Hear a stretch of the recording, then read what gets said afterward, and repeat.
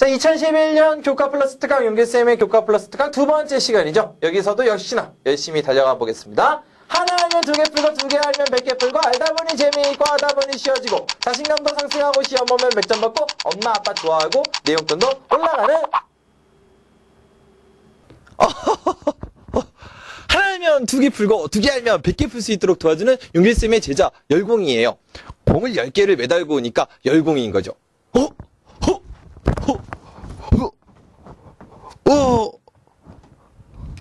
안녕하세요. 용기쌤의 원조제자 똘똘이입니다.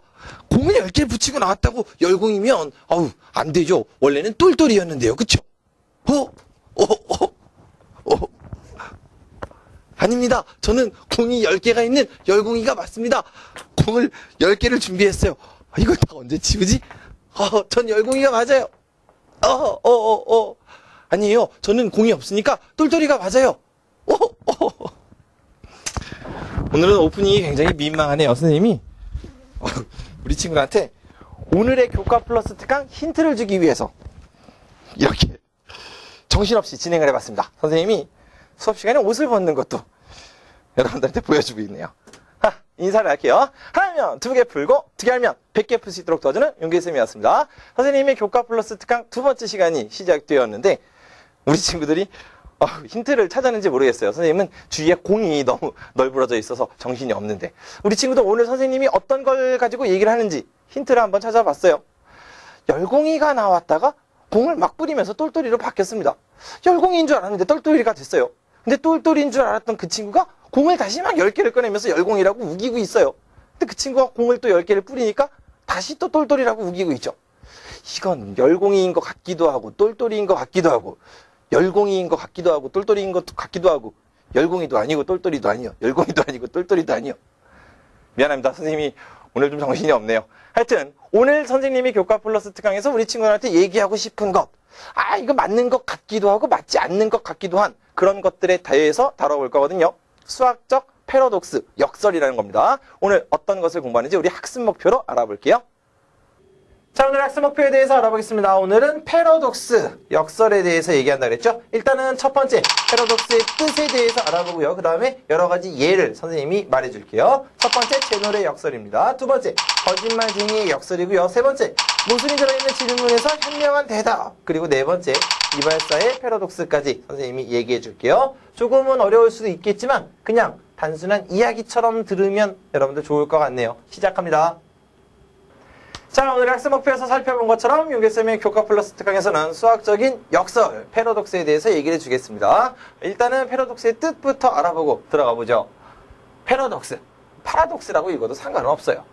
뜻, 막연한 상식을 뛰어넘어서 논리적으로 모순이 되는 일들, 논리적인 역설이라고 얘기합니다. 영어로 패러독스라고 얘기를 하는 거죠. 막연한 상식을 뛰어넘는다 그랬어요. 상식적으로 그렇잖아 라고 얘기하는 사람들이 있습니다. 근데 옆에 있는 친구가 정말 궁금해서 물어보죠. 왜? 왜 안 되는데? 야, 그럼 당연히 안 돼. 왜 안 되는데? 당연히 안 되는 거를 당연하다밖에 설명을 못 합니다. 그 친구가. 좀 더 논리적으로 반박을 해줘야 되는데, 야, 이건 이래서 안 되는 거야 라고 설명해 줘야 되는데, 너무 당연한 건데 이 친구가 자꾸 왜 안 되냐고 물어보니까, 야, 그건 당연히 안 되라고 짜증을 냅니다. 하여튼 막연한 상식을 뛰어넘었다고요. 논리적으로 모순이 되는 일들을 우리가 알아볼 거예요. 오늘 다양한 패러독스에 대해서 알아볼 건데 우리 친구들이 궁금해하겠죠. 앞에 있는 용기쌤은 수학 선생님인데 왜 패러독스라는 저런 어려운 용어를 뭔가 어려운 걸 가르쳐 줄 것 같은데 왜 오늘 교과 플러스 특강에서 저런 걸 가르쳐 주실까? 궁금해하는 친구들이 많을 것 같습니다. 선생님이 간단하게 얘기해 줄게요. 수학은 굉장히 논리적인 학문이죠. 어떤 문제에 접했을 때 우리가 답을 이끌어내기 위해서 논리적인 과정을 몇 단계를 거칩니다.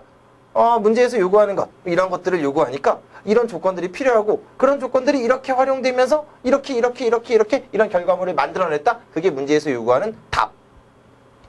지금 근데 우리가 패러독스라는 것, 논리적인 모순이 되는 것, 그런 것 알아보기로 했죠. 왜 알아볼까? 나름대로 이유를 갖는다면 문제를 풀어서 이런 이유를 대면서 문제를 풀어서 정답을 구하는 것도 의미가 있겠지만 어떤 잘못된 것을 봤을 때 이건 여기가 잘못됐고 여기가 잘못됐기 때문에 이 답이 틀렸다라고 말하는 것도 의미를 갖는다 생각했거든요.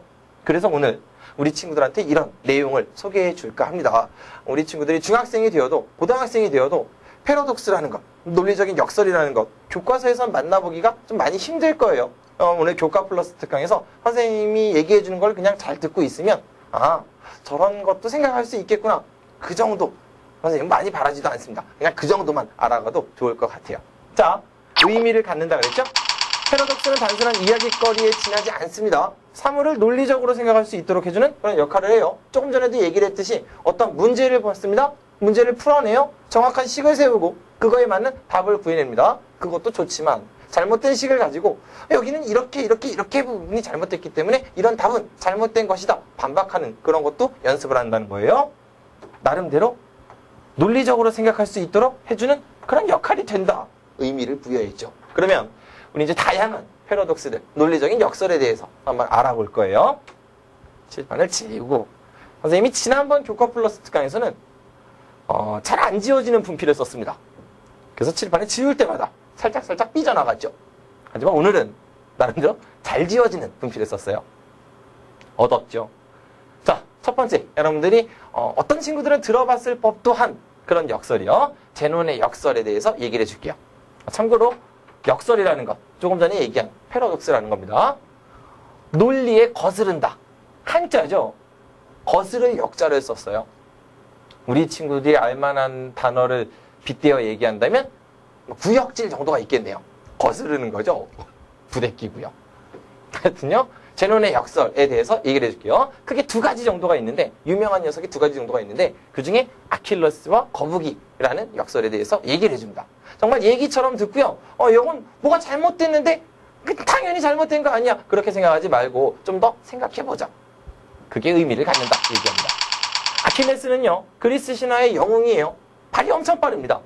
손이 막 빨라지면 발이 막 빨라지고요. 그건 영화의 한 장면이죠. 하여튼 그리스 신화의 영웅인데 이 친구는 트로이 전쟁에 나왔던 여러분들 알 것 같아요. 발이 빠르기로 유명한 그런 사람이에요. 신인가? 하여튼 거북이를 절대로 따라잡을 수 없을 것이다 라고 제논이라는 사람이 말을 했습니다. 어떤 녀석이냐? 선생님이 얘기해 줄까요? 여기 엄청 빠른 아킬레스가 있습니다. 그리고 한 100m 정도 뒤에 100m 정도 앞에 거북이가 있어요. 거북. 엄청 느리죠, 거북이. 목을 이렇게 빼고 있어요.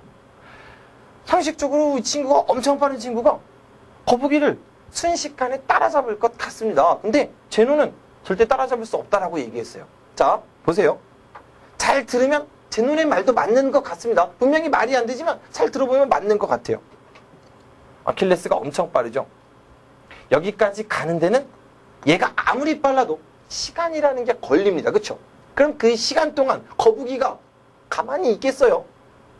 아니죠. 갑니다. 거북. 속이 거북하면 구역질이 나고요. 미안해요. 못 쓸게. 그죠?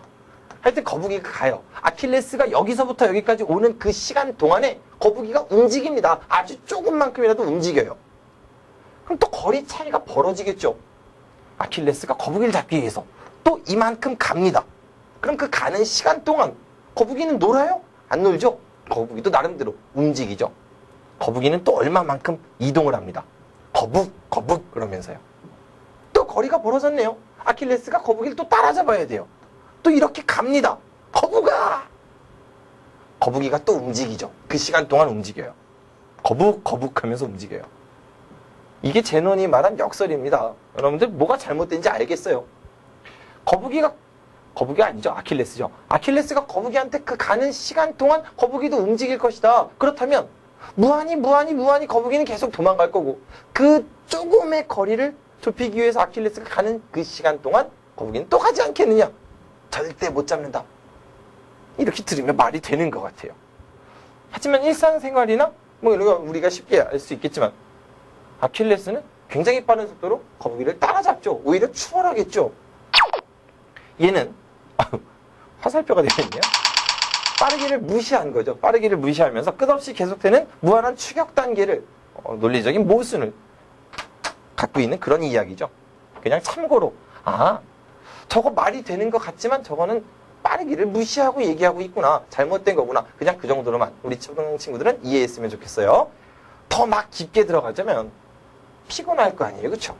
우리 친구들은 학교 교과 공부도 하고 여러 가지 과목들도 공부하다 보니까 피곤할 거 아니에요. 그래서 그냥 이런 얘기가 있구나. 저거 좀 신기한데? 저거 말이 되는 것 같은데? 그런데 빠르기를 무시하니까 그런 답이 나왔겠지. 에이, 이건 논리적으로 못은 덩어리다. 이렇게 생각하면서 그냥 넘어가면 좋겠어요. 선생님이 수학적인 패러독스에 대해서 얘기를 해주겠다 그러면서 정말 거창한 그런 걸 준비한 건 아닙니다. 선생님이 바빠서요. 그 정도는 준비를 못하고요. 우리 친구들한테 그냥 간단하게 소개를 해주는 거죠. 이야기처럼 소개를 해주고 우리 친구들이 듣고 저거 말이 되는 것 같은데 뭐가 문제지? 그 정도만 고민해 보자는 거예요. 두 번째 역설 들어가 볼까요? 역시나 제논의 역설. 두 번째 역설인데 이건 분할의 역설이라고 얘기하고요. 때로는 2분의 역설이라고 얘기하기도 합니다. 저분 말고 2분. 미안합니다. 또 몹쓸 계획을 했죠. 2분의 역설. 둘로 나눈다는 소리예요. 자, 보세요. 어떤 관역을 맞추기 위해서 화살을 쏩니다. 팅! 화살을 쏘는데 화살이 관역에 도달하기까지 엄청나게 많은 시간이 걸릴 거래요. 이상하죠? 우리 올림픽이나 뭐 그런 걸 보면 이렇게 입술에 대고 활을 씁니다. 그렇죠? 팡 쏘면은 10점, 10포인트, 10포인트에 딱 가서 금세 꽂히는데 왜 제논은 무한한 시간이 걸린다고 했을까? 또 살펴볼게요. 이것도 이 사람의 말을 들으면 그럴싸합니다. 정말 시간이 엄청 많이 걸릴 것 같아요. 현실은 그렇지 않지만요. 자, 여기 활을 쏘는 어떤 사람이 있어요. 활. 여기 화살을 이렇게 장전하고 있겠죠. 여기 관역이 있습니다. 쏘죠. 여기서부터 여기까지 쏩니다. 땡겨서 쐈어요. 그런데 여기 도달하기 전에는 이 거리의 가운데 점을 반드시 지나가야 돼요. 그렇죠? 이 점을 지나가기 위해서는 요 녀석과 요 녀석 사이의 가운데 점을 반드시 지나가야 됩니다. 그렇게 생각해보니까 여기서부터 여기까지 가운데 점을 지나가야 될 것 같고요. 여기서부터 여기까지 가운데 점을 지나가야 될 것 같아요. 선생님이 지난 시간에 교과 플러스 특강에서 무한에 대해서 얘기를 해줬었죠. 점이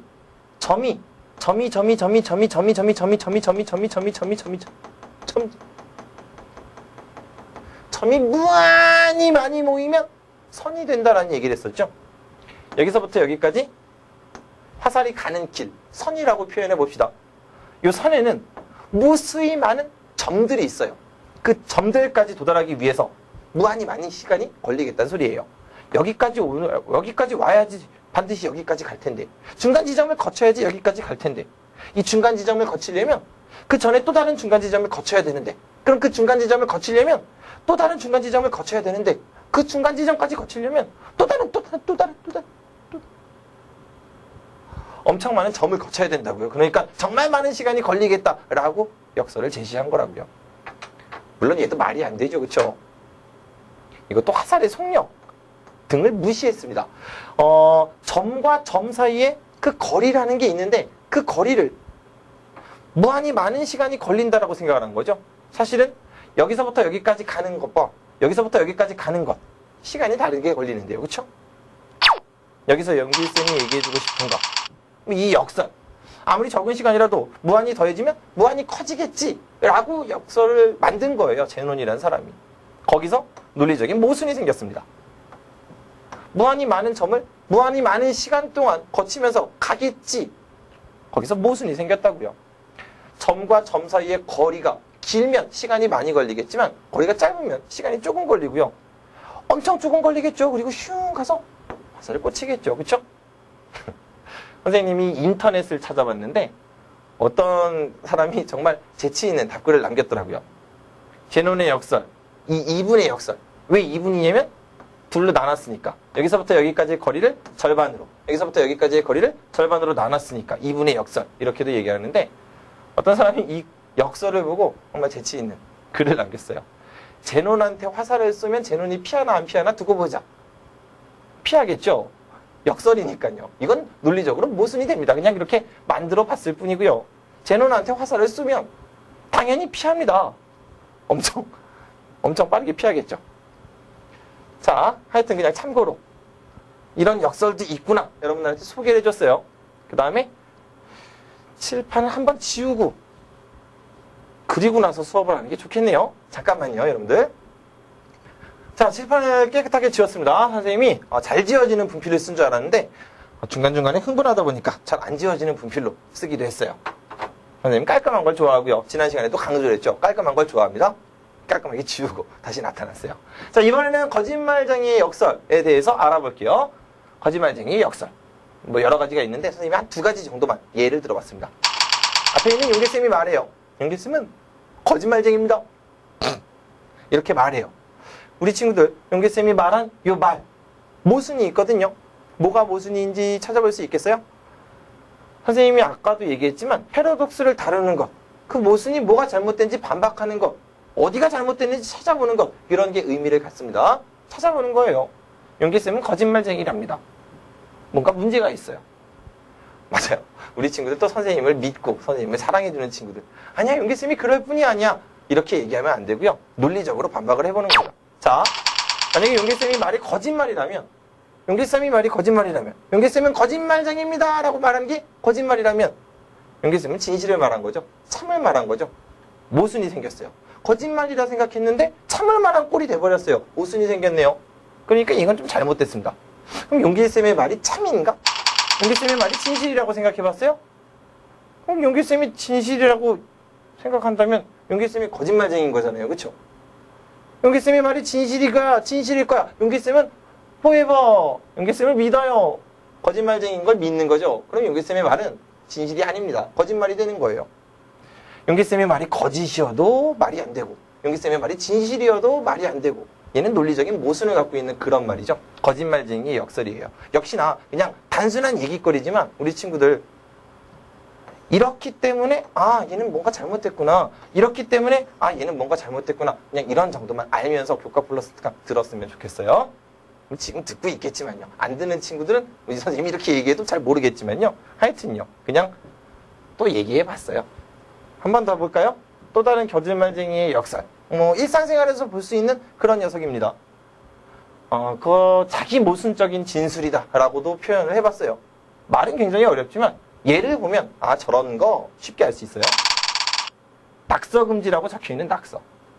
칠판이 있습니다. 누가 낙서를 해놨어요. 누구세요? 중이요. 중이요. 누가 이렇게 중이요를 그려놨어요. 이번엔 집 모양이네. 넌 누구세요? 집중이요. 선생님 수업 시간에 이렇게 나오는 녀석들이죠. 칠판이 지저분했습니다. 그래서 어떤 친구가 이렇게 적어놨어요. 얘들아, 낙서금지. 얘가 제일 더럽죠. 낙서금지라고 적혀있는 낙서 자체가 모순입니다. 그렇죠? 그 다음에 하나 더 볼까요? 떠들지 말라고 떠드는 아이. 선생님이 한번 예를 만들어봤어요. 애들이 막 시끌시끌 떠듭니다. 떠들지 마! 떠들지 마! 떠들지 마! 야, 너도 조용해! 떠들지 마! 떠들지 마! 걔가 제일 시끄럽죠. 자기 모순적인 진술입니다. 이것도 거짓말쟁이 역설 중에 하나다라고 선생님이 그냥 예를 들어봤어요. 선생님이 패러독스라는 거를 가장 처음 접했던 게 초등학교 6학년 때였던 것 같아요. 무슨 뜻인지는 잘 모르겠지만 그냥 마냥 재밌었던 것 같습니다. 그러면서 수학적인 사고를 키울 수 있는 기회가 됐으면 해서 오늘 이렇게 들고 나왔고요. 다음 역설 소개하기 전에 칠판을 또 지우겠습니다. 선생님은 깔끔한 걸 좋아해요. 사실 선생님은 지저분합니다. 하지만 깔끔한 걸 좋아한다고요. 내가 지저분하다고 해서 내가 지저분한 걸 좋아하지 그럴 필요는 없잖아요. 그렇죠? 갈까요? 모순이 들어있는 질문에 현명한 대답이라고 선생님이 이름을 붙여봤어요. 질문 자체에 모순이 들어가 있습니다. 그 모순을 피하면서 현명한 대답을 한다면 뭔가를 극복할 수 있는데 그렇지 못한 경우도 있겠죠? 여러분들이 수학적으로 굉장히 뛰어난 두뇌를 가지고 있다면 이런 질문에 굉장히 현명하게 대답할 수 있을 것 같아요. 역시나 간단한 이야기거리고요. 간단한 이야기거리지만 뭔가를 생각하면서 봤으면 좋겠다. 그래서 선생님이 또 예를 가져왔어요. 어머니에게서 아기를 빼앗은 악어가 말을 합니다. 내가 아기를 잡아먹을지 안 잡아먹을지를 알아맞히면 아기를 무사히 돌려주겠다. 라고요. 어머니가 고민을 하죠. 뭐라고 대답해야지 내 아기를 안 잡아먹을까? 근데 정말 이런 상황에서 어머니들은 뭐라고 말할까요? 말을 안 하죠. 악어랑 싸웁니다. 우리 어머니들은 강하니까요. 하여튼 어머니는 울면서 말해요. 못된 악어야, 넌 내 아기를 잡아먹을 거야 라고 얘기합니다. 그랬더니 악어가 고민에 빠지죠. 왜 고민에 빠진지 알겠어요, 여러분들? 역시나 모순이 들어있는 질문에서 현명한 어머니의 대답이거든요. 알아볼게요. 뭐가 잘못되는지. 아기를 잡아먹는다 라고 생각해 봤어요. 악어가 아기를 잡아먹는다 라면 넌 내 아기를 잡아먹을 거야 라고 말한 어머니의 말이 맞는 게 됩니다. 그렇죠? 어머니가 맞힌 거예요. 근데 어머니가 알아맞히면 아기를 무사히 돌려주겠다 그래야군요. 아기를 돌려줘야 돼요. 어머니가 넌 내 아기를 잡아먹을 거야 라는 걸 맞췄습니다. 띵동 맞힌 거죠. 그러니까 악어는 돌려줘야 됩니다. 만약에 아기가 아기를 잡아먹지 않는다 라고 가정해 본다면 어머니가 못 맞힌 거지. 어머니는 넌 내 아기를 잡아먹을 거야 라고 얘기했는데 악어가 아기를 잡아먹지 않는다면 어머니는 못 맞춘 거예요. 그러니까 아기를 잡아먹어야 돼요. 악어 머리가 아프겠죠. 아기를 잡아먹어야 될지 잡아먹지 말아야 될지, 잡아먹어야 될지 잡아먹지 말아야 될지 악어는 머리가 깨집니다. 이 어머니가 내 아기를 잡아먹지 않았으면 좋겠어 라고 얘기하면 악어는 잡아먹어도 되는 거죠. 하지만 이 어머니가 현명하게 말했어요. 냉정하고 침착하게. 호랑이 굴에 들어가도 정신만 바짝 차리면 되는 그런 속담을 알고 있는 어머니가 넌 내 아기를 잡아먹을 거야 라고 얘기했더니 악어는 머리가 깨집니다. 다른 데로 가는 거죠. 못 먹겠다 야 그러면서. 이런 간단한 얘기에서도 논리적인 반박 찾아볼 수 있는 거고요. 여러분들 이런 것도 그냥 듣고 하하하 웃고 넘어가도 되겠지만 조금 생각해 본다면 좋은 기회가 되지 않을까. 다시 한번 얘기합니다. 아무래도 패러독스라는 게 우리 초등학교 친구들이 접하기에는 조금 어려운 내용일 수도 있을 것 같아서 선생님이 계속 이런 얘기를 하고 있죠. 다음 또 예를 볼까요? 모순이 들어있는 질문에 현명한 대답이라고 선생님이 또 하나의 예를 만들어 왔어요. 세르반테스의 돈키호테라는 소설이 있죠. 돈키호테라는 소설에서 국경경비대가 질문을 합니다. 어떤 사람한테 질문을 해요. 국경을 지키고 있던 사람이. 여기에 무슨 일로 왔는지 바른대로 대답하면 아무 일이 없지만 거짓말을 한다면 교수형에 처할 거야 라고 얘기합니다. 어떤 사람이 국경경비대를 만나서 이런 질문을 받았어요. 그래서 그 사람이 이렇게 대답했죠. 네, 전 교수형에 처하려고 왔어요. 이 사람도 좀 특이한 사람이지만 국경경비대가 엄청 당황합니다. 왜 그런지 또 살펴볼게요. 교수형에 처하지 않으면 이 사람이 교수형에 처하려고 왔는데 교수형에 처하지 않는다면 거짓말을 한 거죠. 교수형에 처하려고 이곳에 왔습니다라고 얘기했는데 교수형에 처하지 않았어요. 그렇죠? 그러면 이 사람은 거짓말을 한 꼴이 되죠. 거짓말을 한 꼴이 되니까 교수형에 처해져야 되죠. 얘를 이런 말을 써도 되는지 모르겠지만 얘를 죽여 살려 고민을 합니다.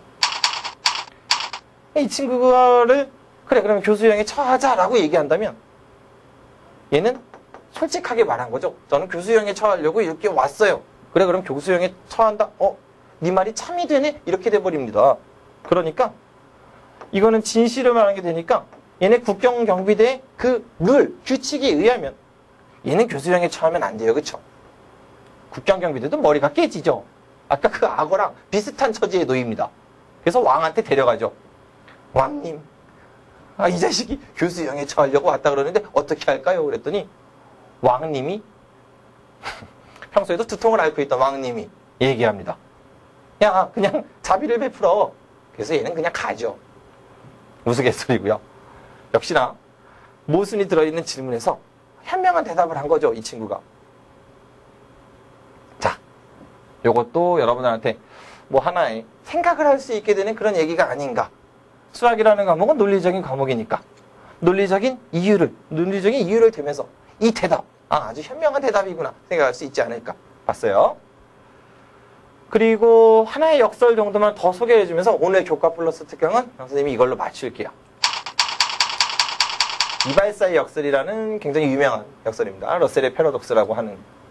이발사가 자기네 그 미용실에 표어를 붙여요. 나는 모든 사람이 면도를 해주겠다. 모든 사람이 면도를 해주겠다. 하지만 스스로 이렇게 면도하지 않는 사람들의 면도만 해주겠다. 라고 얘기합니다. 스스로 하는 사람은 내가 해줄 필요가 없다. 대신 스스로 하지 않는 사람들만 내가 다 해주겠다라고 표를 붙여요. 그럼 이 이발사의 면도는 누가 해줄까요? 이게 문제입니다. 스스로를 면도하지 않는 사람들만 면도를 해주죠. 스스로를 면도하지 않는 사람들만 면도를 해줘. 남은 다 해줘도 이발사 스스로는 면도를 할 수 없죠.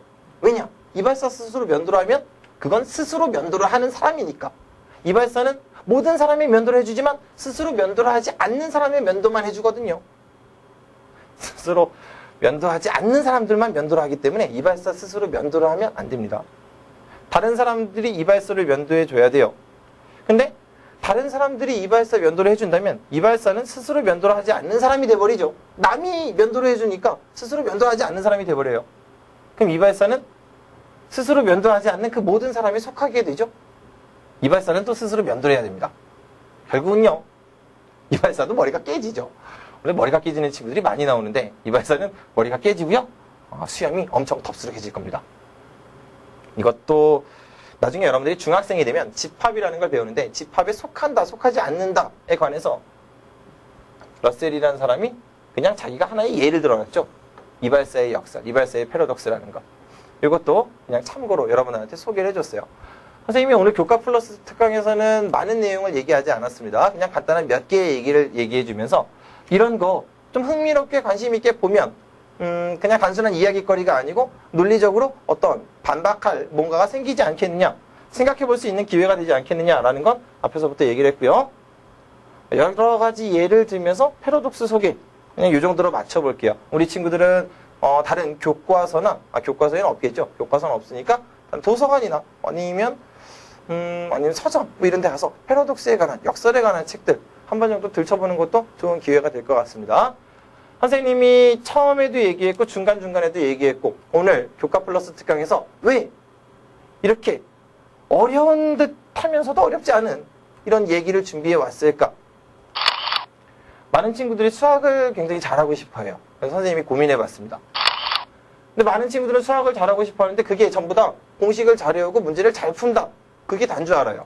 많은 친구들은 수학이 잘하기 위해서 공식을 잘 외우고 문제를 많이 풀어야 되겠지라고 생각을 해요.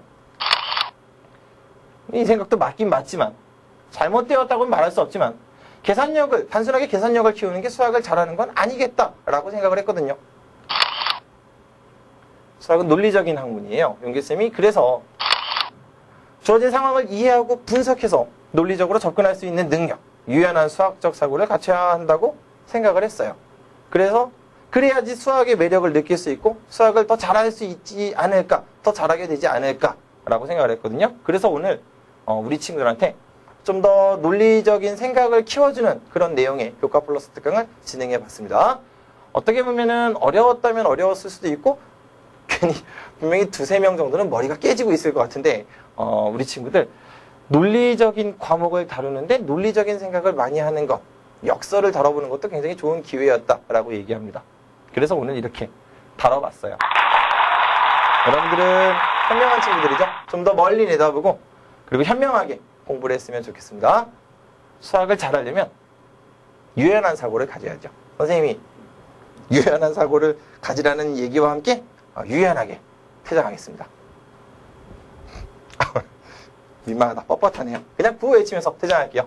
하나면 2개 풀고 2개 하면 100개 풀 수 있는 능력, 그리고 수학적인 능력 여러분들 많이 키우세요. 그러면 다음 교과 플러스 특강 언제가 될지 모르겠지만 나중에 또 흥미로운 소재를 가지고 여러분들 찾아뵐게요. 수고 많았어요.